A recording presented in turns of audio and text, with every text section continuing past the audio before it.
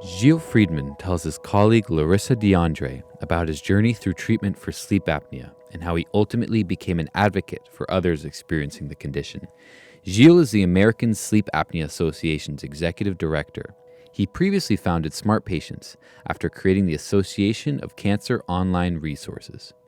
I've been a patient advocate for close to 30 years, and yet, even though I knew that my father had sleep apnea, I knew that my brother had sleep apnea for more than 10 years, I was in total denial. Most doctors will never ask you a single question about sleep.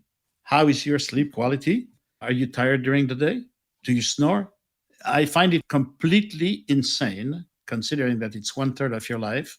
You absolutely have to advocate for yourself. Share your story about the American Sleep Apnea Association and your journey from an advocacy standpoint. Right after I got married, my wife had a very serious cardiac condition.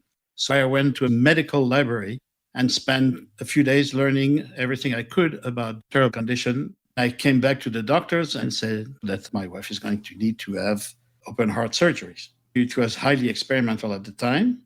The doctors told me that if I had not been there as the bridge between the medical team and the patient, she would not have survived. And then 7 years later, she was diagnosed with very early stage breast cancer. I found an online community for breast cancer patients, and the internet helped us avoid unnecessary surgeries and chemotherapy. Wow.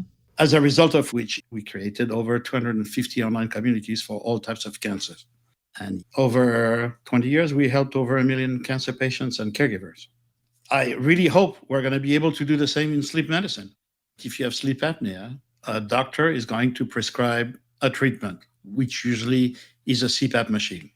And after that, you enter a black hole. The vast majority of people will never hear another word from their doctor. There is no support of any kind.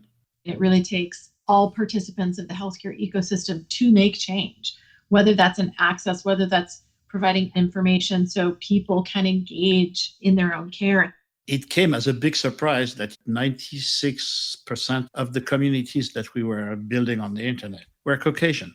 When it comes to sleep apnea, due to systemic racism and the absolute mistrust of the healthcare system based on terrible history, you have an overrepresentation of African Americans suffering from sleep apnea and an underrepresentation of African Americans being treated for that condition.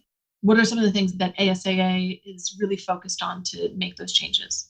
It starts with diagnosis. Many people won't spend a night in a hospital to get a sleep test. It's too expensive. They don't trust it. But if they can have access to home tests that do the diagnosis and help them get a prescription, that's a really big change.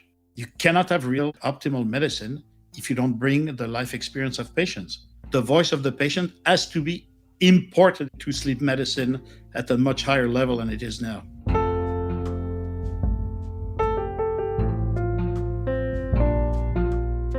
Produced by StoryCorps Studios in partnership with the Centers for Medicare and Medicaid Services Office of Minority Health.